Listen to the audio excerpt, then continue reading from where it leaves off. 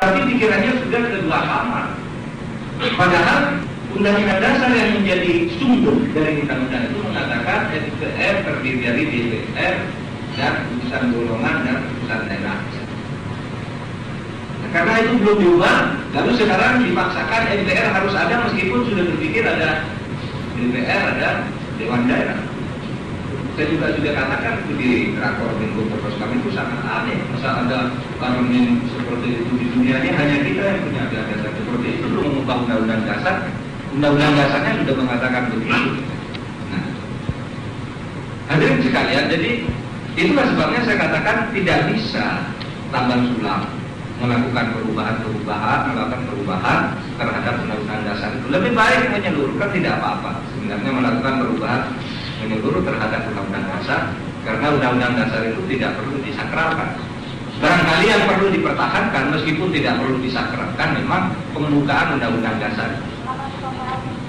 Ya di situ ada Pancasila, itu udahlah tidak usah diulik-ulik, bukan karena itu tidak boleh, itu hanya akan menimbulkan konflik berkepanjangan.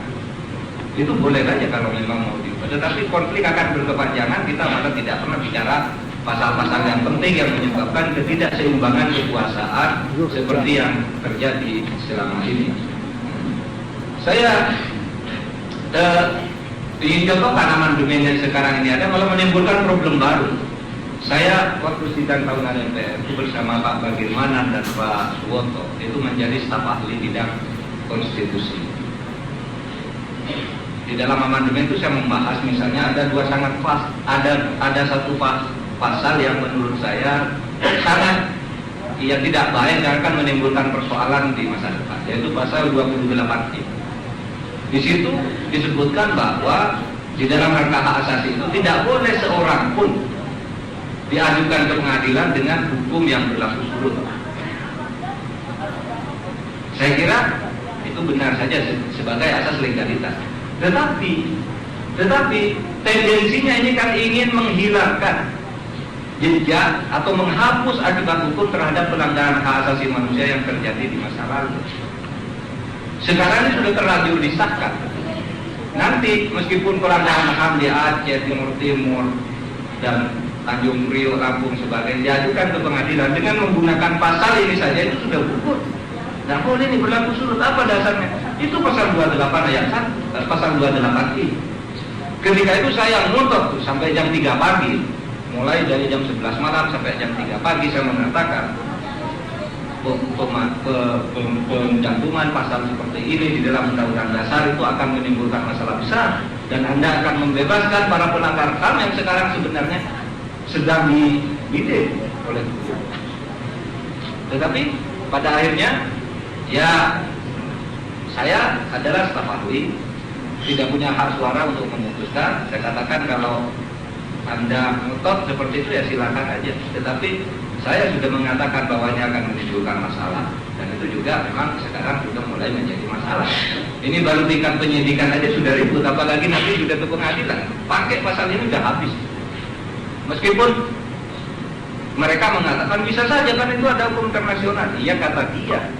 Tetapi nanti kata penasehat hukumnya akan lain lagi. Akan dikemukakan dalil-dalil konstitusi yang mengharuskan ini yang dipakai. Akan menimbulkan persoalan besar. Nah, jadi kesimpulannya, saya kira mumpung kita semua ini sepakat akan melakukan perbaikan ketatanegaraan, maka bagi saya amandemen atas undang-undang dasar yang sekarang sedang digarap dan disiapkan oleh Badan Pekerja SK lebih baik mulai dari awal bicara secara jernih, diatur semua checks and balance, tugas politika dan sebagainya secara baik. Saya kira itu akan lebih menolong kita untuk menyusun masa depan kehidupan bernegara yang lebih baik. Sekian, assalamualaikum warahmatullahi wabarakatuh.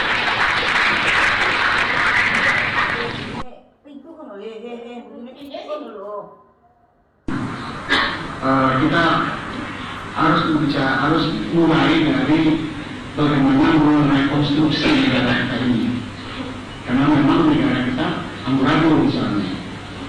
Apa yang ada sekarang itu tidak fungsional, tidak efektif. Sekalipun demokrasi dapat ditegakkan dalam lembaga negara, tapi jelas tidak menghasilkan suatu sistem yang kuat, stabil, efektif. Jadi demokrasinya seperti yang saya katakan tadi, mirip kembali dengan tahun 50-an, demokrasi bangkrut, demokrasi tidak produktif. Ini yang kita harus imbangkan kembali, memudahkan efektivitas sistem, kekuatan pemerintah harus ditegakkan, harus dijamin, ya, sehingga efektif sistem ini mengatasi masalah-masalah. Jadi padanan antara demokrasi dan efektivitas itu menurut saya wajib dalam satu sistem manapun. Tidak boleh dipilih, mesti kedua-duanya sekaligus tegak. Yaitu produktif karena dia efektif, stabil dan kuat, dan sekaligus demokrasi. Jadi demokrasi yang produktif. Nah, untuk sampai ke sana, saya kira rekonstruksi yang sudah dilakukan oleh MPR yang lalu itu memang tidak menghasilkan sesuatu yang produktif. Artinya tidak membuat sistem ini lebih baik, lebih produktif. Bisa jadi lebih demokrasi, karena menjamin kebebasan-kebebasan masing-masing lembaga, kelompok-kelompok masyarakat dan seterusnya. Tetapi tidak mematikan sektor produktivitas, sektor stabilitas, sektor efektivitas itu. Ada yang terjadi sebenarnya itu adalah soal sinkronisasi. Tidak sinkronnya di antara struktur sosial, struktur politik partai-partai dan struktur kenegaraan. Dan juga tidak sinkron di antara struktur kenegaraan di dalam DPR, MPR dan Mahkamah Agung. Belum lagi berkaitan dengan demokrasi. Jadi tidak ada yang sinkron ini. Semuanya jalan kemana-mana, gitu. Yang satu ke kiri, satu ke kanan, satu ke atas, satu ke bawah. Sehingga waktu dia beroperasi, tidak ada yang ketemu. Yang terjadi adalah konflik. Tidak bisa kerjasama, kan masing-masing itu tidak ditata sedemikian rupa sehingga menjurus kepada suatu kerjasama yang menjamin demokrasi, yang menjamin kebebasan juga. Tidak bisa itu yang menjadi. Jadi persoalan sinkronisasi. Nah, dalam kaitan itu saya kira kita harus pertama sekali harus mengingat bahwa masyarakat kita adalah masyarakat plural, macam-macam kelompok, organisasi, suku, agama dan seterusnya. Nah, masalahnya, apakah politik harus memfotokopi pluralisme itu? Nah, ini begini. Nah, fungsi politik dimanapun haruslah menyelesaikan masalah yang ada di dalam masyarakat. Itu fungsi kehidupan politik, itu fungsi negara, itu fungsi partai, itu fungsi parlemen, itu fungsi Mahkamah Agung, itu fungsi kabinet. Jadi dunia politik itu fungsinya menyelesaikan problema yang kompleks dalam masyarakat. Nah, oleh karena itu dunia politik harus sederhana ketimbang masyarakat. Nah, sekarang jadi problemanya adalah bagaimana membangun dunia politik sederhana tetapi tetap demokrasi. Nah, ini kuncinya saya kira. Di situ kuncinya. Jadi kalau mau, nah sekarang apa yang dihasilkan? Apakah memenuhi masyarakat itu? Tidak. Perubahan undang-undang juga tidak memenuhi itu. Kenapa? Apa buktinya? Lihat aja, sistem partai tidak dirubah-rubah. Sistem partai kita, sistem multi-partai. Nah, apa artinya itu? Memang demokrasi menggambarkan pluralisme sosial, tetapi tidak efektif sama sekali karena tidak menghasilkan partai mayoritas mutlak. Lebih 50% dalam dunia umum. Tidak dapat dihasilkan. Nah, dalam sistem presidensial harusnya itu ada kekuatan mutlak di dalam sistem partai. Jadi yang kita perlukan bukan sistem multi-partai, sistem dua partai. Kalau sistem partai tunggal seperti zaman Orde Baru, sistem partai satu, Golkar selalu menang, selalu berkuasa, itu pasti gagal dan tidak kita lakukan. Jadi sistem tripartai saya kira yang amat pas, sederhana, tetapi tetap demokrasi, menjamin pluralitas. Ada dua partai utama yang bisa mayoritas, menghasilkan mayoritas, tapi ada partai kecil-kecil yang banyak. Silakan saja partai kecil, tapi ada dua partai utama. Nah, untuk sampai ke sana harusnya tidak boleh melalui peraturan-peraturan, tidak boleh diatur, tidak boleh diundang-undangkan. Karena itu represi pasti. Apapun undang-undang itu pasti represi oleh kesepakatan orang-orang di dalam wakil rakyat. Oleh karena itu rakyat yang menentukan. Nah, kalau rakyat menentukan pakai sistem pemilihan umum distrik atau sistem pemilihan umum langsung, presidennya dipilih langsung, lalu DPR-nya dipilih distrik, begitu. Nah, ini sistem yang ditawarkan oleh pemerintah apa? DPR proporsional, BPD Dewan Perwakilan Daerah distrik. Nah, main-main asal sebut saja, nggak tahu fungsinya apa. Nah, itu otak-otak intelektual yang digaji oleh negara saat itu. Bisa begini, apa yang mau diproyekkan? Nah, itu visi yang tidak jelas itu persoalannya. Jadi visi Prinsip yang jelas itu adalah sederhana politik itu ketimbang masyarakat, supaya dia bisa bekerja untuk menyelesaikan persoalan. Jadi sistem dua partai. Nah, di dalam negara juga sederhana lagi. Ada sistem dua partai dilanjutkan ke dalam DPR, ada partai oposisi, ada partai penguasa. Begitu sederhananya permainan itu. Partai penguasa mendukung kabinet yang juga dimenangkan di dalam pemilihan langsung presiden.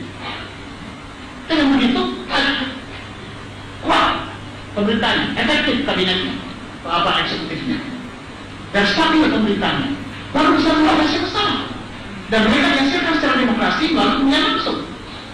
Saya kira itu problema yang kita harus bangun. Tetapi itu tidak keluar dalam semua pemikiran yang dituangkan dalam perubahan undang dasar ataupun perubahan undang-undang politik. Nah ini saya kira ya maaf cakap, memang saya tidak diajak oleh mereka. Karena ada pikiran itu di otak mereka. Karena itu saya yang tidak pikiran, orisinil dari sini. Kenapa tidak diajak? Saya dituduh pengikutnya Gus Dur. Ini teman saya yang menyatakan mengusulkan, harusnya bahwa tidak, dia udah. Tapi yang ada di sana pikirannya seperti itu. Merasa benar, tapi tidak fungsional berpikir itu. Tidak menyeluruh, tidak komprehensif. Nah ini saya kira persoalan. Jadi itulah yang jawaban saya tentang konsisten.